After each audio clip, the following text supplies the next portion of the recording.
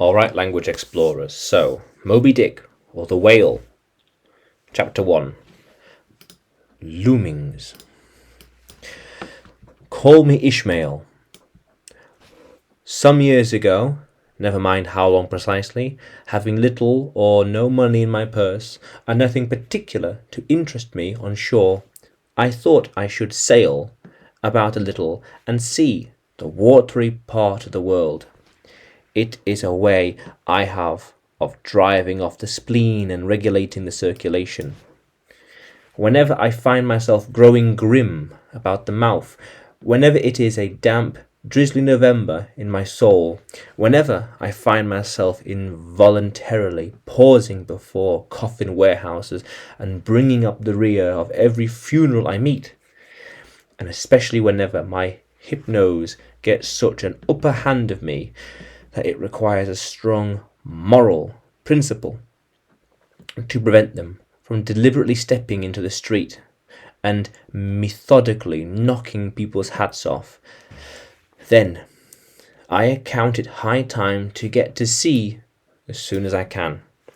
This is my substitute for pistol and ball. With a philosophical flourish, Cato throws himself upon his sword. I quietly take to the ship. There is nothing surprising in this. But if they but knew it, almost all men in their degree, some time or other, cherish very nearly the same feeling towards the ocean with me. There now is your insular city of Manhatios, belted round by waves as Indian isles by coral reefs. Commerce surrounds it with her surf. Right and left the streets take you waterward. Its extreme downtown is the Battery, where the noble mole is washed by waves and cooled by breezes, which a few hours previous were out of sight of land. Look at the crowds of water gazers there. Circumambulate the city of a dreamy Sabbath afternoon. Go from Corlear's Hook to Coneat's Slip, and from hence by Whitehall northward. What do you see? Posted like silent sentinels all around the town stand thousands upon thousands of mortal men fixed in ocean reveries, some leaning against the spile, some seated upon the pier head, some looking over the bulwarks of ships from China, some aloft in the rigging, as if striving to get to a still better seaward peep. But these are all landsmen, of weak days pent up in the lath and plaster, tied to counters, nails to benches, clinched to desks. How, then, is this? Are the green fields gone? What do they hear? But look, here comes more crowds, pacing straight for the water, and seemingly bound for a dive. Strange, nothing will content them but the extremest limit of the land. Loitering under the shady lee of yonder warehouse will not suffice. No. They must get just as nigh the water as they possibly can without falling in, and there they stand, miles of them, leagues, inlanders, all. They come from lanes and alleys, streets and avenues, north, east, south and west, yet here they all unite. Tell me, does that magnetic virtue of the needles of the compasses of all those ships attract them thither here? Once more, say you are in the country, in some high lands of lakes. Take almost any path you see, and 10 to 1 it carries you down in a dale and leaves you there by a pool in the stream. There is magic in it.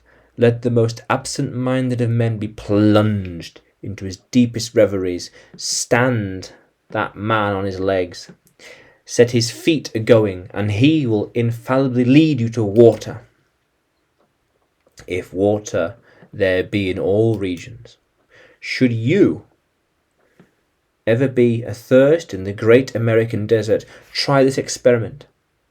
If your caravan happened to be supplied with a metaphysical professor, yes, everyone knows one, meditation and water are wedded forever.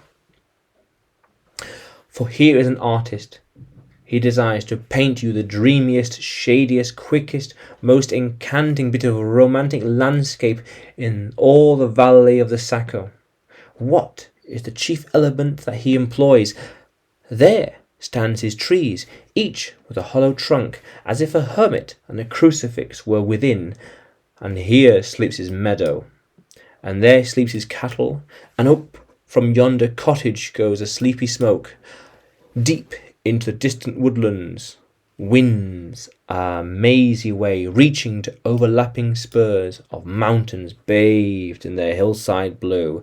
But through the picture lies thus tranced, and though his pine trees shake down its sides like leaves upon the shepherd's head, yet were all in vain, unless the shepherd's eyes were fixed upon the magnetic stream before him.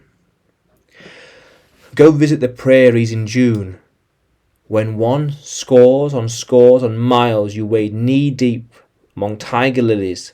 What is the one charm wanting? Water. There is not a drop of water there. Were Niagara but a cataract of sand, would you travel your 1,000 miles to see it? Why did the poor poet of Tennessee, upon suddenly receiving 2 handfuls of silver, deliberately whether to buy him a coat, which he needed sadly, or invest his money in a pedestrian trip to a Rockaway beach?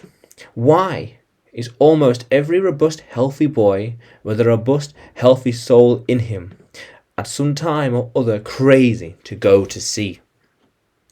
Why, upon your first voyage as a passenger, did you yourself feel a mystical vibration? When first told that you and your ship were now out of the sight of land, why did the old Persians hold the sea holy? Why did the Greeks give it a separate deity? And why an own brother of Jove? Surely all of this is not without meaning, and still deeply the meaning of that story of Narcissus, who because he could not grasp the tormenting mild image he saw in the fountain, plunged into it and drowned. But that same image we ourselves see in all rivers and oceans. It is the image of the ungraspable phantom of life. And this is the key to it all. Now, when I say that I am the habit of going to sea whenever I begin to grow hazy about the eyes, and begin to be overconscious of my lungs, I do not mean have it inferred that I ever go to sea as a passenger. For to go as a passenger you must needs have a purse, and a purse is but a rag unless you have something in it. Besides, passengers get seasick, grow quarrelsome, don't sleep at night, do not enjoy themselves as a general thing. No, I never go as a passenger, nor, though I am something of a salt, do I ever go to sea as a commodore, a captain, or as a cook.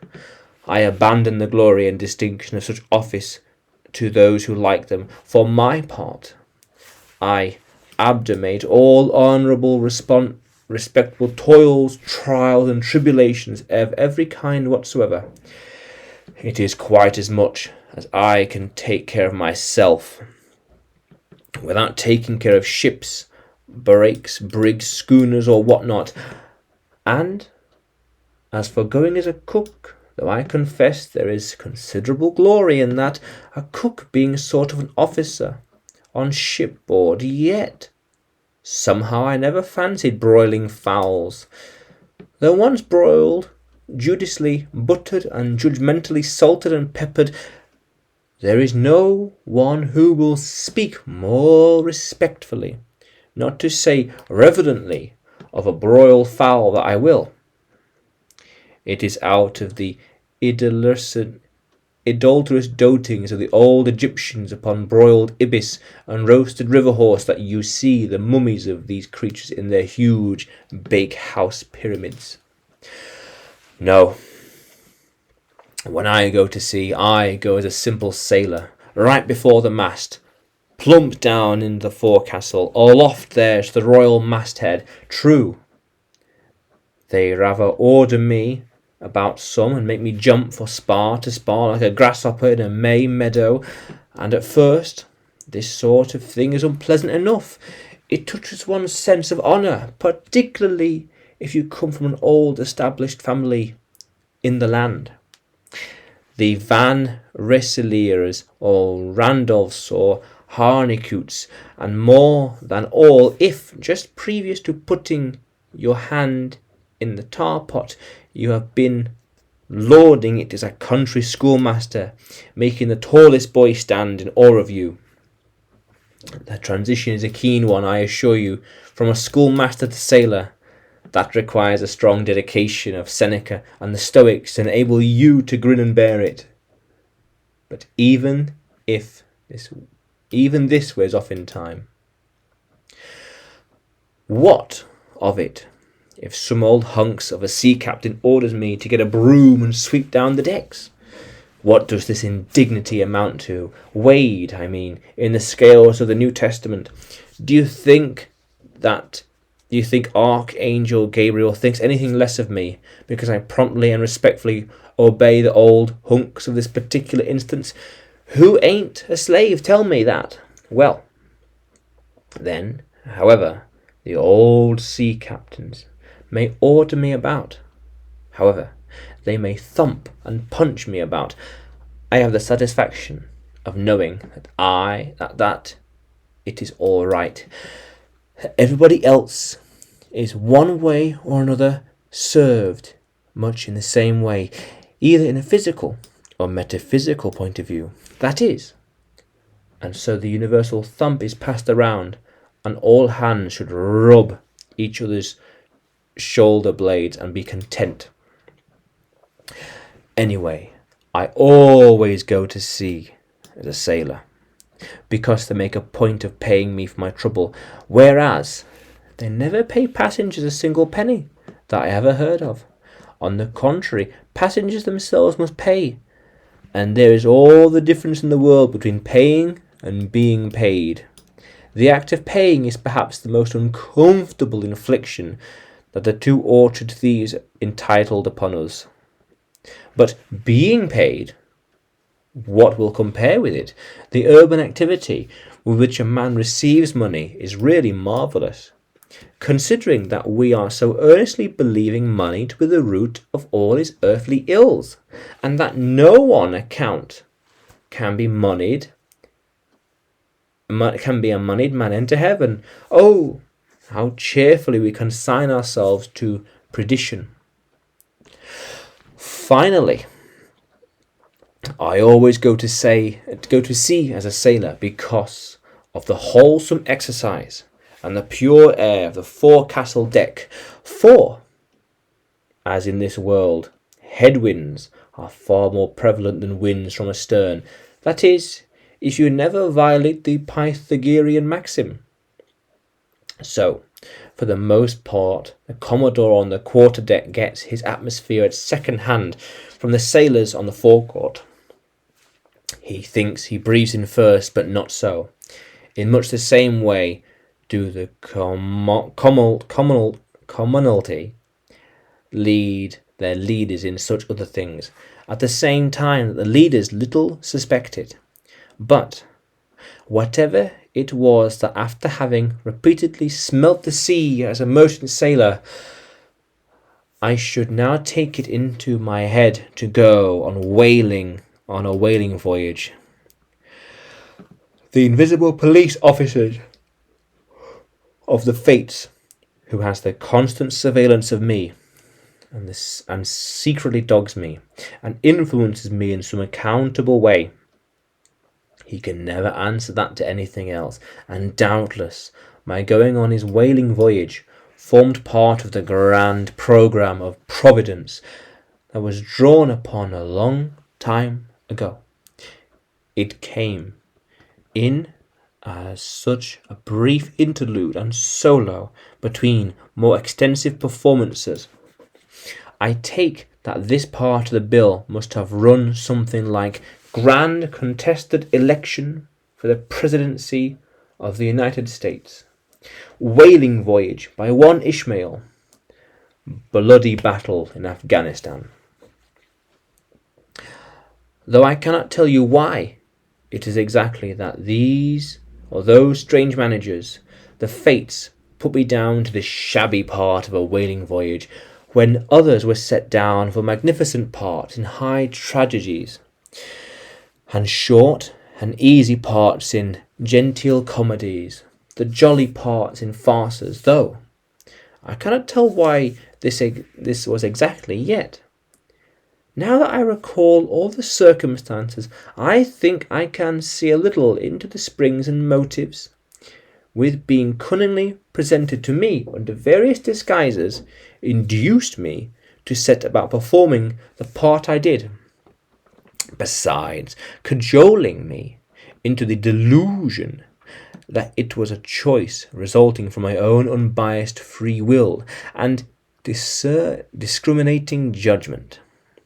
Chief among these motives was the overwhelming idea of the great whale himself.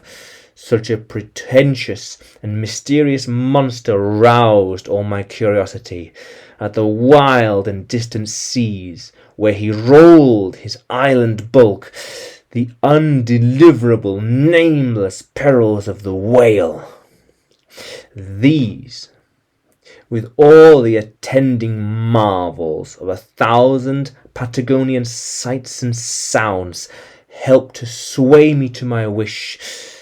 With other men, perhaps such things would not have been their inducements, but as for me, I am tormented with an everlasting itch for things remote.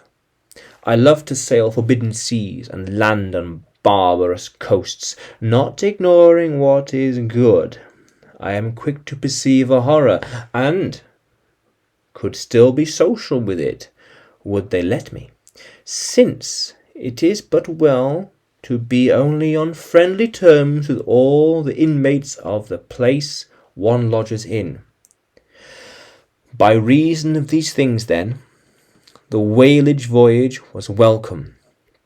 The great floodgates of the wonder world swung open, and in the wild conceits that swayed me to my purpose, two and two there floated in my inmost soul endless processions of the whale, and made most of them all one grand hooded phantom, like a snow hill in the air.